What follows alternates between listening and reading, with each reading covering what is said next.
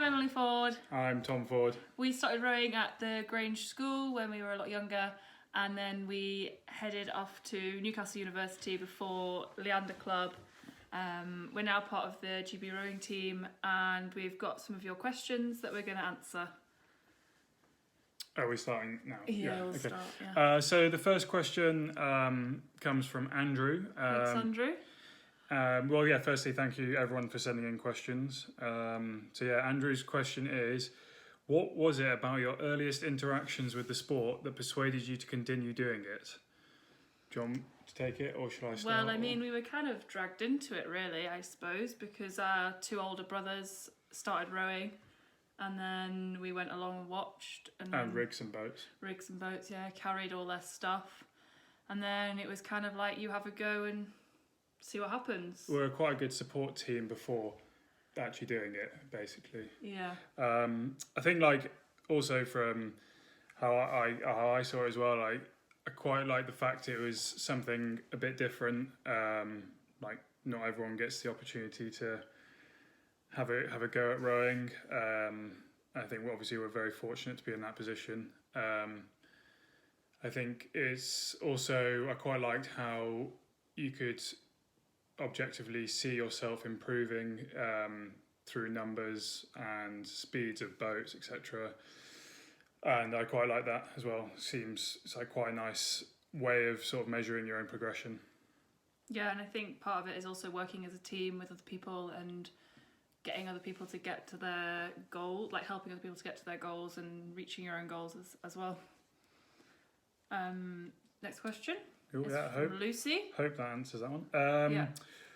What are your best memories from being a junior? The fact we're thinking about it makes it sound. I think. I think looking back on it now, it's for me, it's all the local regattas and stuff that you do. That's like the stuff that now I sort of miss, and you sort of appreciate how fun they were as you go as the whole squad, and just go and just have a crack at people basically. And like Em says, that's where you sort of build the team as well, ready for bigger races. Yeah, my first ever race as a junior was against Jess Layden, who's in the squad at the minute, and we crashed into each other. It was a 500 metre race, and we crashed into each other, and we ended up restarting the race, and she crashed into the bank. But even now we talk about that and laugh about it. Did you win? I won. Oh, well, she was beating me until I crashed into her. Smart move. And then I beat her. But it's like I built that friendship from day one almost, and we're still together. So I think also part of it is the friendship and bonds that you create. But yeah, also the regattas, I miss those a lot. Merseyside International is. Yeah, absolutely. Same as Em. I lived with guys through union stuff who I've raced when I was a junior as well. So they become lifelong friends. Next question from James. If you hadn't done rowing, what other sport would you be doing and why? I think probably swimming. It's quite a good question. I don't know if we would. You couldn't even dive in. Oh yeah, I couldn't dive in. Forgot about that. Still can't dive in. Still belly flop. I was quite good at discus and shot put. The big heifer things. Yeah. Or the goalkeeper in netball, block everyone out. I did enjoy swimming. Maybe I would have got better at diving if I wasn't so fat. What would I'd like to think I'd be I'd play rugby or something, but also not so sure. I like the idea of being a tennis player, but like Em was with swimming, I wasn't actually very good at it. Could you not hit the ball? No, I could hit the ball. I couldn't serve. Oh, so a bit like you, starting off the actual game was quite hard for me. But I'd like the idea of being a tennis player. But if you're not good at something, you've just got to practice and then. Great message. Yeah, great message. Yeah. Then I might have been a pro swimmer. You could have been a pro tennis player. Or rugby. I really enjoyed rugby at school. Yeah. So I guess for that one, neither of us are really sure. Good job. Good job we started right. Yeah, I think I'd have liked to have been a swimmer. And yeah. Nice. Okay. Okay, where are we? Lily. I'm J15 and hate ergs. That doesn't change. But love rowing. What can I do to start enjoying erging more? Probably should have read the second bit. I mean, I'm the same. I'm not great on the ergo relative to other people, and much more enjoy being out on the water and actually rowing. I think the way erging's sort of like a necessary evil if you want to look at it like that. The way you can enjoy it more is just switch the sessions up, do some more pieces, more high intensity, shorter stuff, or just like keep trying to set sort of goals. Sort of be like, by this point, I want to try and be pulling this split on my like longer sessions, and you can also just then sort of once you get into the swing of things, sort of think about the split throughout the session. So say you're doing a 10k session on just UT2, you can think about starting at, say for the first 2k, start at a split, then drop it, another split for the next 2k, or half a split or whatever, and just try and use the numbers as like a way of zhuzhing it up. That wasn't very well explained, was it? No, I think that was okay. But I think for every rower that I think ergs are just a love-hate relationship. Everyone obviously enjoys being on the water a lot more. It's a lot more freedom, fresh air, all that kind of thing. Especially when you're in lockdown, I suggest when it's a nice day, having the erg outside, making sure you're not cooped up all the time, and get your tan on. But yeah, I think it's maybe every 2 weeks or something you could set yourself a piece to be doing that you can build on every 2 weeks or something like that. So just having, it doesn't necessarily have to be a 2k all the time. It can mix it up, like maybe like a 20-minute piece or something like that you can keep building on, and you've got like a goal each 2 weeks and a reference of where you were. Yeah, I think that's actually really good. So that's actually what's happening in our program at the moment. We've been set, they get called highlights, which aren't supposed to be full blown tests, although there'll be like some weekends it'll be like do a couple of 2Ks or something like that. It's more just so you've actually got something to aim for. Yeah, I think that's sort of having a target and seeing where you want to get to as well with that, and building onto it every 2 weeks. Cool. All right, next one from Charlie. What was behind your decision to choose Leander as your club after you left uni? For me, I kind of think I just saw it as the next step. I knew I didn't want to do any more uni work. I didn't want to do any more coursework, exams, all that kind of stuff. So it was definitely no more uni for me. And Leander was like the best club that I could see myself fitting into, and where I believed I could get to where I wanted to be. And then they helped me get to where I want to be. So I'm glad I did choose them. Yeah, same thing for me really. Leander's always been the sort of pinnacle, if you like, of club rowing. I think for me that seemed like the obvious choice to make the next step, and they're like really good at helping myself and them to move forward. And also I think it's like one of those things when you're junior and you go down to Henley or something, you always see the people who are wearing Leander lycras or Leander kit, and you sort of, I don't know about you, but I would always like look up to them, and I sort of aspired to be someone who could row for Leander in the future. Mm-hmm. Yeah. Okay, next one from Patrick. What's been your favourite experience of being a GB athlete so far in your rowing career? Well, obviously the kit. I mean, look at us. Oh yeah, the kit. Yeah. everyone loves a bit of kit, don't Yeah, they? they do love the kit. Favorite experience. I think for me, it was probably my first senior world championship medal in 2018 in the Cox's 4. We sort of had a up and down season,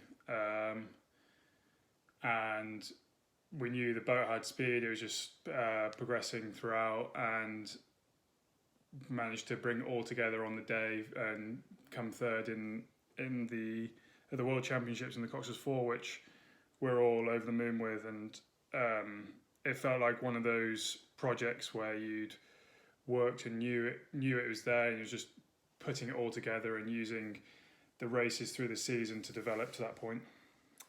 I think for me it was probably actually the Olympic qualification regatta in the summer. It's like a regatta like no other, really. I guess you're fighting for not only the medals, but there's like, if you're not quite up in the medals, you've got something else that's like a very, very big goal that's gonna like plan almost your future and what you're gonna do, and you've got to get that boat to the Olympics at the end of the day. So for me it was an amazing experience to be part of that regatta, and then then obviously to qualify the boat as well. So yeah, I'd say probably the qualification regatta. Okay, next one's from Hannah. How did you feel when you got your first GB vest? You can go first, since you got one before me. So yeah, my first GB vest was when I was a junior, and yeah, it was a bit surreal, really, I guess. Obviously, you put in all this hard work, and well, for me, I never really thought necessarily that I would get it. It's something that you obviously keep working for, and then it's a bonus, I guess. So yeah, it was pretty cool going to the Junior World Championships. I remember after that summer, I then got selected to do the Australian Youth Olympics in January 2013, and I was actually just walking up our drive with Mum, and I just got this phone call, and I was like just in a bit of shock, and I ended up not talking for the rest of the walk because I was so shocked about the whole thing. So yeah, I guess just great. Everything you've been training for and aiming for, you've finally achieved. So yeah, it's pretty cool. Yeah, it's the same here, really. My first GB vest was in 2013 at the under 23s. So it was, like Em says, it's one of those things that you work towards, and you build up as well, and then you get told, and you're like, oh, it's almost, yeah, it's quite surreal. You also almost like don't believe it until you're actually there. Yeah. Like you'll get told that you're going, and then you're still doubting it up until the point when you're on the start line. And that's still the case now, to be honest. But yeah, no, it was awesome, actually. Yeah.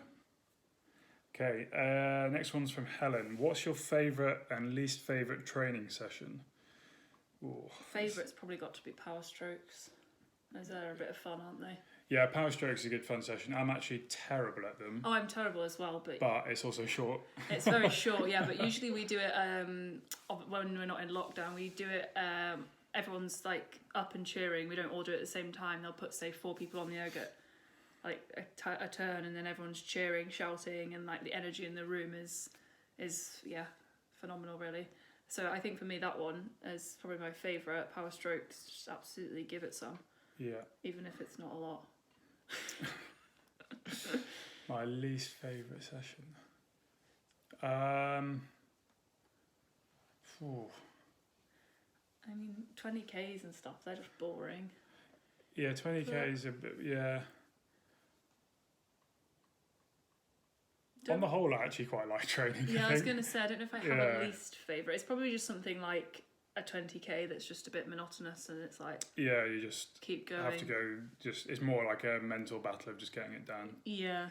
I think for me, it's pretty much when we go on a training camp to Sierra Nevada, which is an altitude camp, and sometimes we'll start the 20K at 7:30 in the morning.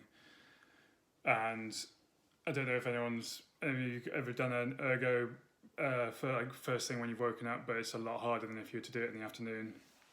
Plus, then you add the altitude in, and there's been some sessions where I've been blowing with about 5k in, so you've still got nearly an hour to go of just trying to get through it.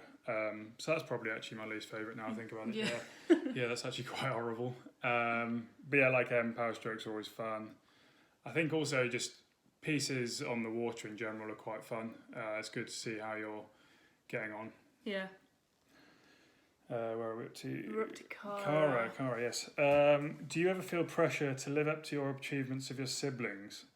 Which one of them do you reckon paid Cara to send that one? Yeah, I know. I was wondering that. Or who is Cara? Like, maybe it's their alter ego.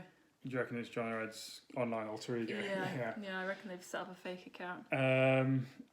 Do you ever? I think. Yeah, I think when I was younger, I actually probably did feel a bit of pressure, not to necessarily live up to their achievements, but I think it's more just sort of the little brother syndrome, that you're always trying to keep up with the big brothers. Like even when we're playing football or something in the garden, they'd always just try and tackle me, or I'd always wanted to be trying to run faster than them or anything like that. And we have a hedge in the garden which they used to be able to jump over, and they'd always get me to jump it because they knew I couldn't jump it. And it's just stuff like that. I think that's where it wasn't necessarily pressure to live up to their achievements. It was more my own sort of, I want to try and better what they've done or try and just keep up with them. Yeah, I agree. I think it was never really pressure for me. I thought they were like insane. I was like, how are they doing all this? They're incredible. And I guess it was always, had 3 older brothers because I had you as well. And I was trying to, still do. You still do, yeah. I was trying to live up to all of them, and it was like, if they could do something, why couldn't I do it? So Dad used to have us like carrying logs and whatever, and I would always just try and carry as many as them. It was never like, they can do it, I can't. I always had to do what they were doing. And especially with rowing, I thought John and Ed were like incredible, and all their achievements, I was so proud of them.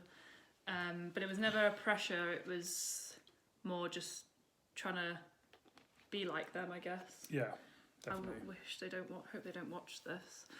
Well, they will because they sent it in. Oh yeah. Okay, next one's from Liv. How do you guys keep motivated whilst training at home due to Corona? I think it's a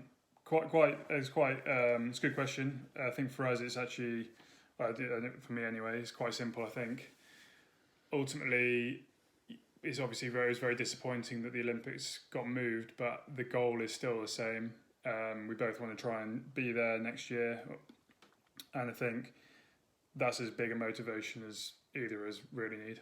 Yeah, I'd agree. I think that for everyone really, that the season's over, but it's all still going to happen again next year. Like whatever you're aiming for, the regattas will still be on next year, but you might have changed categories if you like. But everyone that you're competing against is still training as hard as they can while they're in lockdown, so you've just got to think that you need to better what they're doing. I think it's good that we've got each other to stay motivated, because if someone's having a bit like, oh, this is a struggle today, it's like, well, come on, we go do it together. I think we've been quite good whilst we've been at home in staying in a routine. Yeah. So getting up at the same time and like starting the first session at roughly the same time each day, and same with like the second session and third session. So yeah, I think for us is routine, having each other, and then just the same goal. Yeah, routine is definitely good. Yeah. Where are we up to? Jake. What's your tips for pacing a 2K? Go hard, stay hard, finish hard. Yeah, that works. And blow. Tips. I think ultimately, like leading up to it, you'll sort of know roughly where you're at. And I think I'd say you want to try and get off well and start well, but you also, especially on the ergo, you don't really want to put everything you've got into the first 500 and then be holding on. I think it's better to start slightly slower and then progress through, and try and then end yourself in the last 500 rather than putting it all at the start. Yeah. For me, I make a plan. I like write it down on a piece of paper at where I'm going to be at each marker. And your markers can vary. Like it doesn't have to be 250, 500, 750, etc. If you want to do like the first 300, for example, and working out what split you want to be at that point. That can be average split, what split you want to be holding, but almost doing the maths beforehand of what split you want to be on or need to be on to get the average split that you want. And then for me it's sticking to the plan, because I get a bit eager at the start and go too hard, which is not a good idea. So yeah, making a plan beforehand and sticking to it. Okay, next one, Evie. How do you find it having a sibling on the team? Well, you find it awesome, I imagine. Yeah, Andrew. Yeah, I actually do really like it, especially when I first joined the team. Tom had already been in the team for a bit, so it was nice having somebody that if you were not necessarily sure about something, it wasn't like you had to go and ask somebody what you thought was a stupid question. I could just ask Tom, because he always thinks I'm stupid, so... They were stupid questions. Yeah. So it's like almost security, I guess, is having each other. And if you're annoyed about something, you can get it off your chest, and it doesn't really affect anyone else and what they think of you, type thing.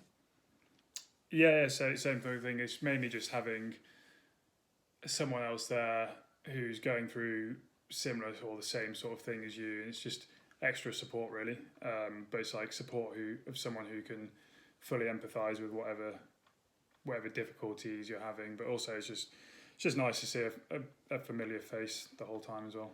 I mean, everyone's familiar faces now, but family face. Yeah, one nice. of those. Good one. Okay. Andrew, can you share what it's like having to reset mentally to work towards a new Olympic date? I think initially it was quite hard, but I had also thought about it before the announcement came. I'd kind of thought that it was probably going to happen. We'd kind of all been prepared for that. So yeah, it was hard, but also I'd planned that it was going to change. But I think it's a bit like we just said, that it's still the same goal. It's just another year. Just got to put in the hard graft. Yeah, fully. Like sort of as we touched on earlier, I think initially it's always is a bit of a shock, but it's something that we'd all been prepared for. It's something that we'd been told to potentially prepare for. And I think, like we said earlier, the goal's still the same. And I think the best way to look at it, really, from my perspective anyway, is that it's just another year to get fitter and stronger, get better. So also it's going to be, well, fingers crossed, and if we get there and everything, just make it even more of an amazing event. It's like the light at the end of the tunnel of quite a minor blip there. Yeah. We just had a phone call. Well, you did. Sorry, I had a phone call. Okay, we just finished the question from Andrew. One from Colin now. Do you know any good jokes? I think this has got to be our Col. Our Col. With I hope our Leanne and our Dean and our Misses are doing well, Col. Good jokes. Probably him. If it is him, what's Colin short for? He is short. Yeah, he's only got little legs. Yeah. You're good at jokes. Oh, thanks. I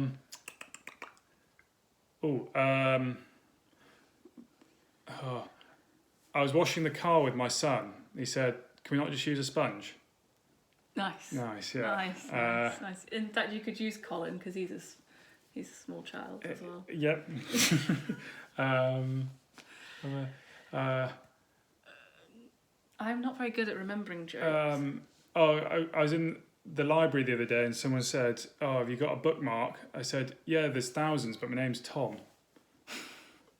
Terrible. We should move anyway, on. Yeah, moving on. From Rachel, what's your favourite stretch of water in the northwest to row/race on? It's got to be the Weaver. Well, yeah, just home water, isn't it? Home water, yeah. No place like and that's home. where I did my first race, the Ball Cup against Jess. That's where we both first fell in. Yeah. Yeah, probably the Weaver. Yeah. Because it goes all the way through Northwich as well, Yeah. everywhere. It's where we first learned. It's nice, yeah. Ooh. Next one's from Jenny. What's your favourite non-rowing related thing to do? I love baking. I like eating bacon. Yeah. I've done a lot of baking since being in lockdown. It's got lots of people to eat it, so I don't have to eat the whole thing. Yeah, probably baking, and also when we're on training camp, I take my cross stitch. I'm like an old granny. Don't worry, I'm going to sound worse. I like going for coffee and reading. Yeah. That's it. That's yeah. I think both just like watching Netflix as well, that sort of stuff. Yeah. Okay, from Jess, what would you like to do once you retire from rowing? Ooh, that's a big question. Tom did geography, so you could be the weatherman. I could be the weatherman. Excellent. I think at the moment I want. Hang about, you did art, so what are you going to be?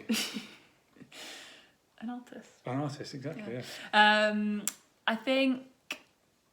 Yeah, I was very interested in doing primary school teaching, but I think I'm going more towards art therapy. So So it is art, yeah. Yeah, it is art, yeah. Working with like terminally ill people, mentally like ill people, or anything to as a therapy, work with art. I wish I had an answer. The weatherman. The weatherman. We'll go with the weatherman. But I really don't know.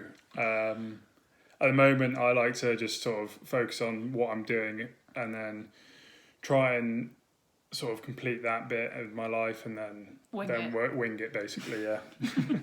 I don't really think there's much more to it than that. From Max, do you have to be really tall to be a good rower? I think it definitely helps. There's no two ways about that, but you don't actually have to be. I think it's like long limbs and long levers. That but even if you're short and you can just row to your maximal length and sort of also help people around you in whatever boat you're in also row long and well, then you can also become a very important asset. Mm-hmm. Yeah, I don't think height's necessarily essential. Yeah. From Alex, what's your favourite place to sit in an 8 and why? You can take this one for now. Well, I seem to always get shoved in the 3 seat, which is,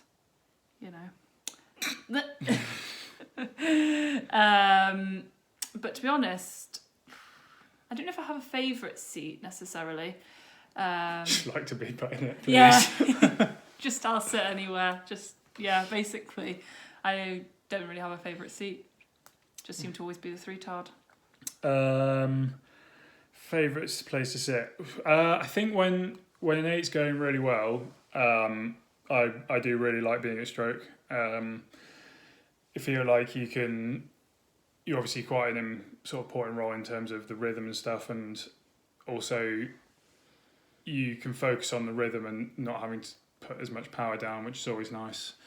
I like stroke. I also like being at bow. Just sort of, it's always nice when you're the one who's more in control of the balance of the boat and you can lounge about. Yeah. So basically like being in the bow lounge or doing nothing at stroke. Yeah. Lovely. However, I was also going to say I actually quite enjoy being at 6 as well, because I feel like you get a good mix of everything in terms of you have to sort of transfer rhythm back, but also you have to add quite a lot of power and length and stuff. And I think for an all-round sort of seat, 6 is probably my favourite. But I never get put there. So from Simon, yes. What are you missing most about training at Caversham? Easy. Yeah, I was going to say food. Not having to no. We have to cook our own second breakfast now and lunch and cooking your own meals basically. Food is what we miss. Food. We have a very good chef at Caversham who create like loads of different types of breakfast.